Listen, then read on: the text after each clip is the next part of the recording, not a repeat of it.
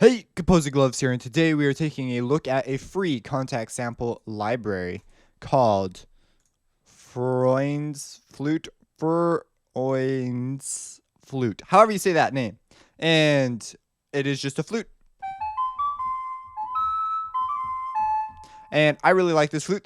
There are a few things you should be made aware of. So this is a free flute. You can download it here at Feroyns Flute at the VST Buzz. I'll put a link in the description. You do have to sign up, and there's a whole bunch of other products they offer that you can download, and they're all free. And well, not all of them, but they do huge discounts. They're a really great website. So, anyways, there's a couple things you need to know about this flute. So it uses round robins, which means that each note has multiple takes on that one note. That way, it sounds more realistic if you're hitting it multiple times. Keep in mind that when you're playing an instrument like this, if you're writing it out, you need to write it out like a flute would actually play it, not like how a keyboard would play it. If you do play multiple notes, you get that a lot, like just tons. There it is, the panic button. So for some reason, it doesn't receive no off commands, and I came in and I dug around quite a bit and messed with the envelope and a number of other things, and it was just something that's just a weird deal with this library that I didn't care enough to go figure out. But as you can see, they have very few. What he did is he has 3 samples, and if we open up one, you can see he's just referenced all the notes in one sample, and then he made him do it again and reference notes in in that sample and in this sample. So if we were to play it, so if I hit multiple notes, you see him cycle through the groups, are round robin 1, 2, and 3. So that's what a round robin is, in case you didn't know. It's a really big deal for percussive stuff, and it just makes things, adds to the realism. So yeah, so we have this kill note problem if we hit chords. So you may consider opening up multiple of these if you want to do harmonies. Now there's one that there it is, that one. At first I was like, did they somehow write a legato like glide? And it's just one of the round robin takes has it. So occasionally you get this glide sound, which is it's sort of random, but it really sells it. I think it was a great move. They have a reverb capability here with a whole bunch of reverb controls. I play with it on, with it off. If you want to use your own reverb inside your project so that it will sound, exactly the way you want it to sound. There was one other thing. Let me see if I can find one. You hear all that background noise? There's occasionally these samples that have like this, like it sounds like there's a machine noise in the background.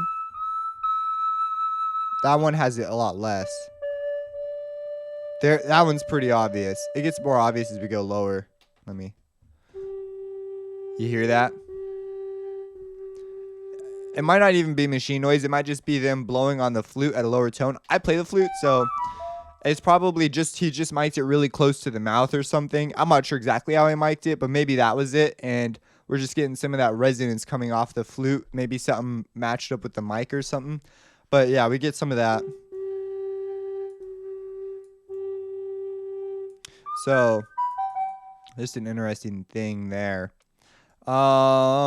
Still great recordings, like still completely usable. Just letting you know that that's there. May consider trying to do something with maybe some EQing to fix it up.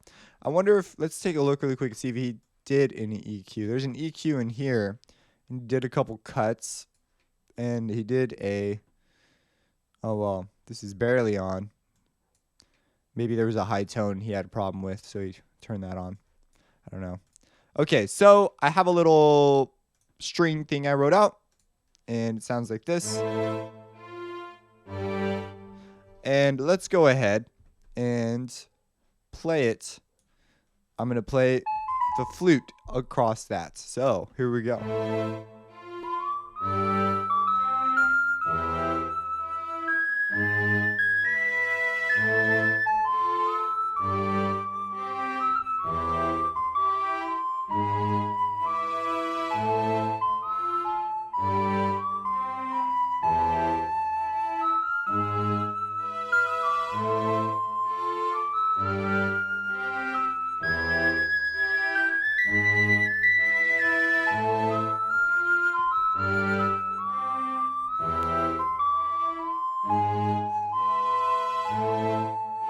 just to give you a feel of what it sounds like in context with, other stuff. It flows very nicely. As you can see, all those sort of tiny things I pointed out really are tiny things. They do not influence the overall outcome.